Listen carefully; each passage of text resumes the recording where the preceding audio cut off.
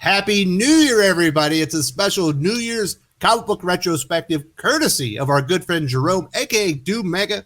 He requested us to do Justice League of America number 200, a big milestone issue, and my good friends Joe Corallo and Eric Breen were more than happy to grant this request. This is a very wonderful comic book. Obviously, with me is Joe Corallo, award-winning comic book editor and writer. How you doing, Joe? I'm all right, Wes. How are you? I'm doing fantastic. It's a new year. New possibilities. I'm excited. I hope everyone else is. We've also got the man so cool, they call him the Breen, the comic book hoarder himself, the voice of the voiceless, Eric Breen. How you doing? Not hungover. Not hungover? Oh, well, Yeah. you've been dry for like 30 years, right? Yeah, but for a lot of those on New Year's Day, I would have those, what do they call those, like phantom pains, where I'd wake up in the morning and just feel like I should be hungover. Like I'm cottonmouth. I don't know why. So definitely shout out to Jerome, a.k.a. Do Mega. Justice League of America 200, A League Divided. This is a fantastic comic. This thing is an epic sweeping comic. We're talking multiple planets. We're talking all over the globe. And I don't know, like maybe 20 heroes in this damn thing. It is absolutely fantastic. And this was produced in March 1982. Gerry Conway. Joe, we got to talk about the artistic team. This might be the best artistic team ever put on a comic book, period. George Pérez, Pat Broderick, Jim Aparo, Dick Giordano, Gil Kane, Carmine Infantino, Brian Bolland, and Joe Kubert. Yeah, it's if it's not, it's top three. I mean, easily, but it might be number one. And we've covered a bunch of these guys. Over the different retrospectives, and a bunch of them are some of our favorite artists. And yeah, I mean, we've touched on just about all of them. I don't think Joe Kubert, or maybe I don't remember doing Pat Broderick. Yeah, I think that's the only one that sticks out as someone we haven't done yet. Yeah, but yeah, we've hit on a lot of these guys, and they're still legends in their own right that get brought up to, to some extent, even to this day, depending on what circles you're in. But yeah, it's all. And the editor's Len Wein. Let's throw another Hall of Famer in there. Yeah, you got Len Wein, and then Gerry Conway's at this is a guy who again got kind of memory hold as well, but he was writing like every other DC book around then. I'm being a little hyperbolic, but not much. He's not by much, but and he's doing a damn good Batman run as this is going on. Absolutely. Bree, let's put a little scope on the epicness of this comic book besides the creative team, which is essentially peerless. As far as the Justice League of America, we've got Aquaman, Atom, Batman, Black Canary, Elongated Man, Firestorm, The Flash, Green Arrow, rejoining the team, Green Lantern, Hawkman, Phantom Stranger, Red Tornado, Superman, Wonder Woman, and Zatanna. Other heroes that are not part of the JLA, Martian Manhunter, Adam Strange, Alana Strange, Queen Hippolyta. As far as the villains, we've got the return of the Appalachians, Crystal Creature, Firelord, Glassman, Golden Rock, Mercury Monster, Stone God, Wood King. And these are the epic locations on Earth. They go to Africa, the Indian Ocean, Irish Coast, Italy, Paradise Island, Greenland, New York City, North Carolina, Rhode Island, Vermont. They go to the JL satellite and ran. This thing, how do you put this into essentially like a 70-page comic book, Breen? I don't know how he did it. Well, if this hadn't been an anniversary issue of the Justice League, it probably would have been one of those limited collector's edition tabloids, because that's where you usually see stories of this scope, or at this time you did. But since it was an anniversary edition, they packed it all into this. And you were talking about the art team. What made it even cooler was a lot of 2 or 3 of the artists, like Gil Kane, got to do the Green Lantern Atom chapter. Mm-hmm. He was the regular penciler on both of those books in the 60s. Joe Kubert, if he was known for anything other than war books, it was Hawkman. So he got to do that. And that's what was really cool about this. Oh, Jim Aparo, getting to do the I forgot which one he did, but strangely enough, it wasn't the Batman chapter. They gave that to Brian Bolland. And you notice that each one got a splash page during the battle to showcase, give the fans, like in some cases, maybe one last chance to see them do their, the characters that they were best known for, in a story. So that this was, aside from the story itself, just the little things, fan service, I guess you'd call it. Yeah, there's a ton of it in this, and this is great. No, it's a way to celebrate the team, and that's a real celebration because they're not just celebrating the Justice League of America; they're celebrating the wonderful artists and creators who would have contributed to the success of the characters that were built up and made this wonderful team. And I think that's what makes this milestone special. We see DC try to do stuff like this nowadays, but it's a bunch of short stories. We see Marvel kind of do stuff like this where it's a culmination, but I don't think they've ever put anything, recently together quite like this, Joe. 1982, Marvel would have been the hottest ticket in town. They're about to hit one of the great creative periods in Marvel Comics history. They're kind of just getting into it. Not a lot of people talk about DC Comics at the time, but there's still a lot of great things going on over at DC as well. Yeah, well, right now, like I mentioned, the Jerry Conway Batman run's going on. You have Marv Wolfman's Action Comics run on Superman, which is probably one of the best pre-crisis Superman runs. So you have that kind of stuff going on over at DC. But to your point, at Marvel, you have the Doug Menck, Bill Sienkiewicz run on Moon Knight happening as this is going on. You've got the Roger Stern JR run on Amazing Spider-Man. Dave Cockrum's come back to Uncanny X-Men with Claremont, and that's a big part of that is because this is the Fantastic Four run that John Byrne is doing, which is happening as all of this is going on. And this came out the same month as Spectacular Spider-Man 64, which is the first appearance of Cloak and Dagger. And that was Bill Mantlo, who is also doing his run on the Hulk with Sal Buscema as this is coming out. It's an embarrassment of riches at this point, Breen. And this comic book is absolutely fantastic. But somehow it's kind of overshadowed by another issue 200 milestone for the Avengers. Obviously, it's not the exact same time, but when people think of issue number 200, they think of the Avengers, which is one of the worst comics of all time, instead of this thing, which is one of the best comics ever. Well, I guess that depends on who you ask. DC in about a 18-month stretch hit a ton of milestones, and to the point to where they did about 5 or 6 of them, like Legion, Brave and the Bold, World's Finest, Action, and they had like the same trade dress to denote that they were part of it. This didn't get that, but because I think this one came first. But and the books had varying degrees of success, but this one, I think what really worked about this one is one of the things that DC did in the Justice League was they would never fight as a team. They would always take a couple members, send them off to do something, and just be little chapters. And they kind of did that here, but this was the difference between storytelling in the early 60s versus the early 80s.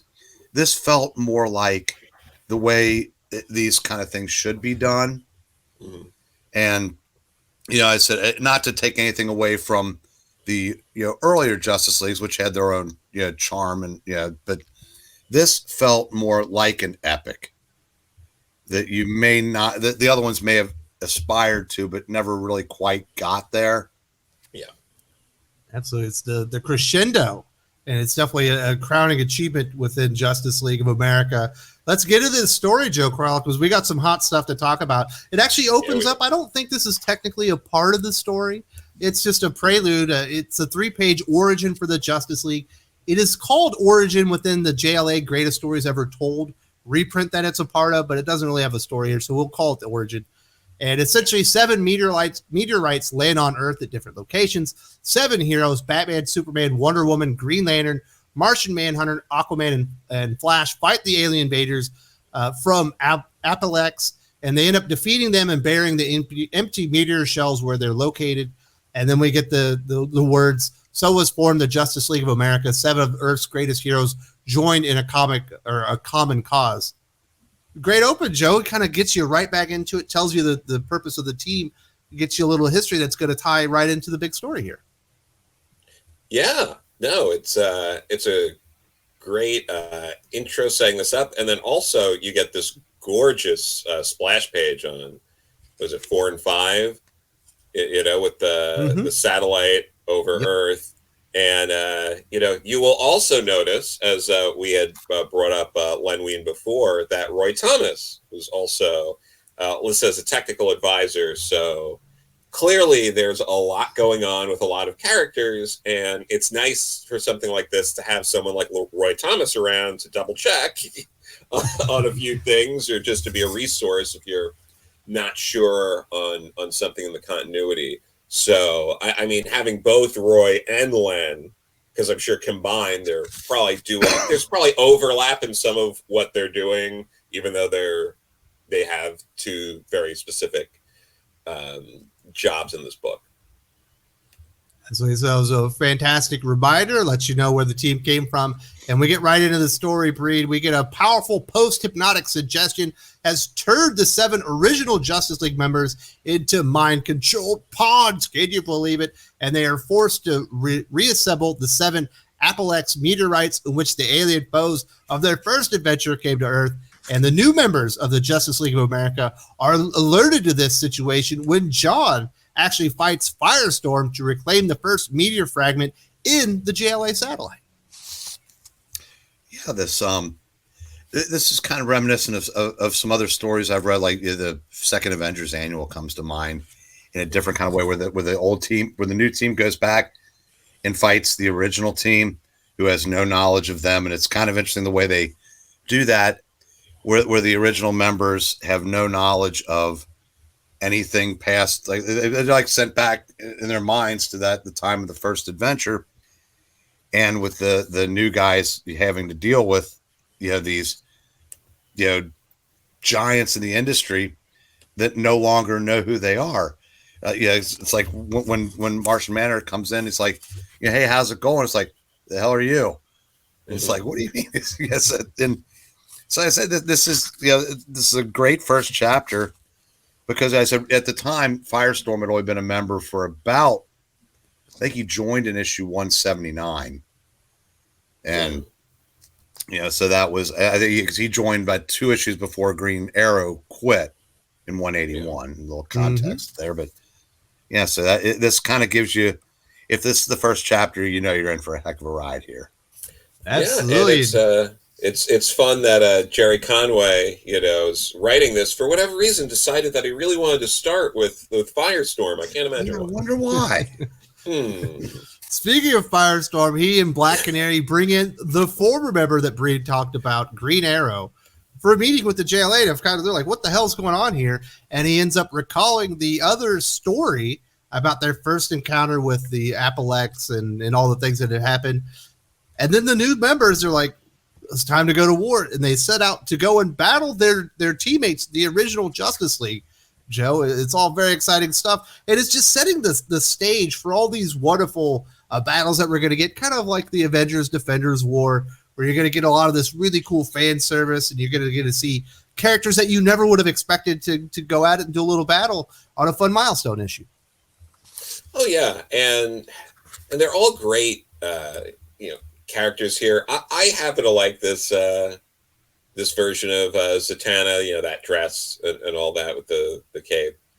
I think it's a solid costume. But yeah, you get all of these interesting costumes and characters. You get a lot of these, like, I love those kind of characters too, like Phantom Stranger. It's always great when he shows up and they use him like just enough in a story like this. But yeah, it's very much like Avengers Defenders War coming up, where you kind of have the different chapters that are the versus chapters, and it's nice seeing, and I'm sure a lot of this is between Len, Roy, Gerry, and their love of the medium.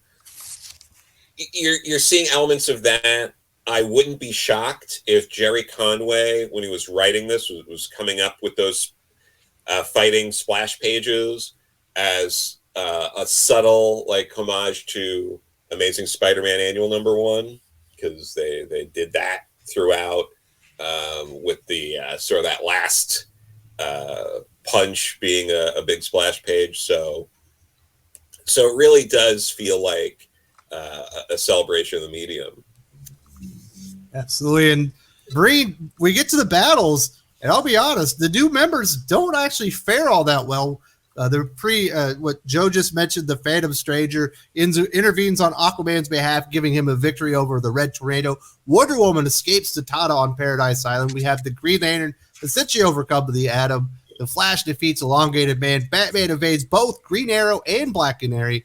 And Superman uses a robot to trick Hawkman, who is actually rescued from death in space by Adam Strange's Zeta beams. I don't think Superman should have that robot. I think that's a continuity error there, Bree, but who cares when it's this much fun, right? First, because you can't make this stuff up, we just did a hideously bad reading of Amazing Spider-Man Annual 1 last night, which I found out was actually a live stream as we were wrapping it up. And if you want to watch me make a complete fool of myself, check that one out. Actually, go over to which channel was that one on? This would have been on the Geeky Puppet Show. Okay, the Geeky Puppet Show. That'll be from a couple weeks early. We do record these ahead of time. And now the first battle that we're talking about, the Phantom Stranger helps Aquaman. You get the feeling when the Phantom Stranger shows up, it's almost like he's coming in at the end of a movie that he's already seen how it ends. Yeah. There's a reason why he helped Aquaman, and they don't mention it again, but who knows if he kind of helped the other original members, because there's a reason. It's sort of like in the Avengers Defenders War, one team had to win all the fights or it doesn't work.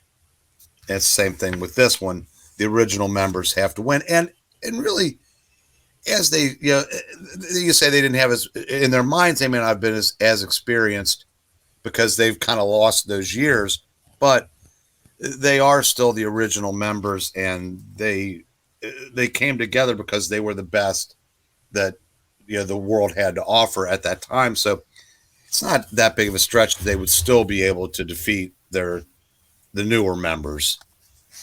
Yeah, plus a lot of these are the most powerful characters in DC Comics as far as heroes go. And they even bake in the explanation later on, we'll get to that point of basically being like, they don't remember us, so we're at the disadvantage because we know who they are and we don't want to hurt them, and they don't know who we are, friend or foe. Yeah. So they're edging us out there. But also, we cannot go any further without mentioning everyone's favorite sidekick, Rick Jones, Snapper Carr, showing up and bringing his bad groovy self down to the Justice League satellite. Help, I guess. He plays a vital part of the story here, Joe. And while these battles are going on, as you mentioned, the old charter members, they have no memory of the years since the League's foundation. That's a key point of the story here. And when they're seeing their teammates, they're seeing them as unknown villains, and they do not hold back. That is one of the keys to victories. And basically after that, they the defeated members, the new guys, they end up rendezvousing with Firestorm and Snapper Carr aboard the JLA satellite. And they find out that the new mesmerized original members meet at the site of their first headquarters with the original meteorite remains. And it turns out from those remains, Joe, they erupt with the seed clone duplicate forms of the original villainous returning Apalax alien villains. Ooh.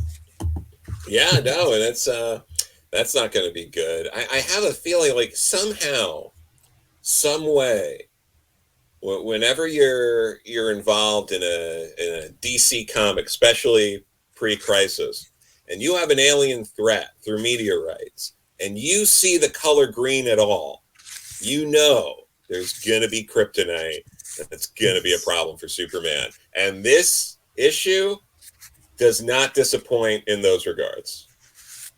Yes, Superman should always be weary of any meteorite because there could be, a little emanating or inside there, little kryptonite. So we get the big thing here, and this big event here, Breen, actually shocks the original members and restores their memories.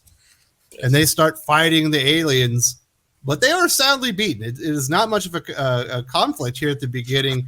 And then they join forces with the other members, the original members, or the new members, now that they remember who they are, and they seek out to destroy the Seed clones in teams. And we have Batman, Black Canary, Green Arrow, Hawkman, Superman, Wonder Woman, and Zatanna basically overcoming and fighting the wooden, crystal, and mercurial creatures. Exciting stuff, Bree. Hey, you did notice when they go off into battle, the subtle shot they take at the Avengers. Oh yeah, the whole they have no battle cry, nor do they need one. Yes, I love that bit. I also forgot to mention earlier with the bit where Brian Bolland's drawing the Batman versus Green Arrow, Black Canary. That Brian Bolland at this point doing this for DC Comics, you can tell he's like trying to do his like best Neil Adams impression for this bit. It's not what you think of when you think of Brian Bolland's a few years later doing like the Killing Joke, or even Brian Bolland's covers when he would become like just a guy pumping out covers for DC later on. All I know is Brian Bolland on who is it? My goodness, Judge Dredd. That's where it's at. Oh, that yeah. Stuff was insane. As soon as he would come on an issue, it was like the whole world would come alive. A couple quick points that I mentioned earlier. I said, I don't know why they didn't have Jim Aparo on the Batman chapter. He was also his second best known character, I would have to say, would be Aquaman. He took over as the pencils on Aquaman in like the late 30s of the original series and did it until the end of its original run, and then was back on it. And in between, he did the Adventure Comics series. So that made sense. And as far as like why Conway led off with Firestorm, in just 3 short months after this book was published, we got issue 1 of The Fury of Firestorm by Gerry Conway. Yes. A very smart move. Yeah.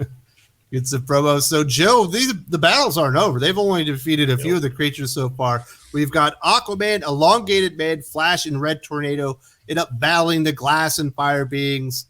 They destroy them. And then we have the Atom, Firestorm, Green Lantern, and Martian Manhunter take on the Stone Giant and the Rock successfully. So we've got all these wonderful fights, and everyone gets to utilize their superpowers in great ways. And this is a vibrant, alive, action-packed issue here, Joe. They just delivered on everything that the promise of a milestone on this. Oh yeah, and it's so kinetic, and oh my god, like every bit of it, like page 64 with when they're all working together, and you get Black Canary like dodging. It's so good. And then with the Batarang shattering them, and oh yes, there are all kinds of wonderful little toys in here. Oh yeah, no, it's great. Red Tornado is executed just perfectly throughout this. One of my favorite moments, and I like, if I had to throw in any sort of editorial note, it would only be that page 69 has one of my favorite moments in this entire comic, where Hal has the jackhammer created to destroy the the one stone one, and I wish that was like a half-page splash of just really getting into the detail. But there's so much in this comic happening that it's a fairly small panel. But I wish they were able to show off a little more on that one. Yeah, when you have this much stuff happening, I guess you got to make editorial decisions. And Lin Wein, he did what he had to do. Oh yeah, no, Can't go half page on this one. Yeah. It's just oh, it's so good. So many good things. In a story like this, it is about the heroes. So once they finally get together, they do defeat the villains quite sadly. And with the Apolex, or I think that's what it is, enemy sadly defeated, we have Snapper, Carr, and John, Martian Manhunter. They take their leave, Breen, and then Green Arrow reconsiders his earlier decision and ends up rejoining the Justice League of America as a regular member. So we have a great happy ending. They get to defeat their original foe that brought them all back together, and the band's back together. We got Green Arrow on here. Just a wonderful, satisfying comic book. Yeah, if those of us that have been reading this stuff for years by then, one thing we learned, that the difference between Marvel and DC was continuity and characterization. DC was so far behind when by the when Marvel in the early 70s finally overtook them in sales and just started creating distance between the two. What happened in the interim was a lot of Marvel's top talent went over to DC. Yeah. So you like said the creators, you think about it, Gerry Conway, Roy Thomas, George Pérez, Len Wein, those were all guys that were better known for being at Marvel. And what they brought with them was a little bit of some of the way Marvel would tell stories. Now, I do think at some point in the early days, I'll never know for sure, but I always like to ask one of these guys if DC editorial asked them to dumb it down a little bit, because we're going for a younger audience. Because I could tell in Conway's writing in the early DC stuff, it just seemed like the Marvel stuff aimed higher. But then as he went on, it was almost like, screw this, I'm doing it my way. And it just got so much better. But where I was going with that was, but in the Justice League for years, they would have what they called the roll call. It's whatever members they decide to use in a given issue. There was no, you could come and go. They were more of a non-team than the Defenders. But along about when they brought Steve Englehart over for a year to do the Justice League, he said, "I'll do it for a year if you let me write Batman." That's why we got Strange Apparitions. But one of the changes he introduced to the team was conflict between members, and they weren't all the same character, just drawn differently. And dozens of issues later, they finally had Green Arrow come to the conclusion. He goes, "What am I doing? I'm a guy with a bow and arrow. Why am I off in space doing this?" And he basically he left the team in 181 and made a production out of it, kind of like Hawkeye used to do. I guess something to do with archers. And this was continuity, having him come back. Yeah. And so I said that was it kind of had more of a Marvel feel in this anniversary than previous Justice League stories. And I think that's what kind of the way they fought the battle was reminiscent of Justice League. It was a nice callback to the early Justice League, but it just read more like a Marvel comic, and that's a compliment. So it showed that DC was growing by the early 80s.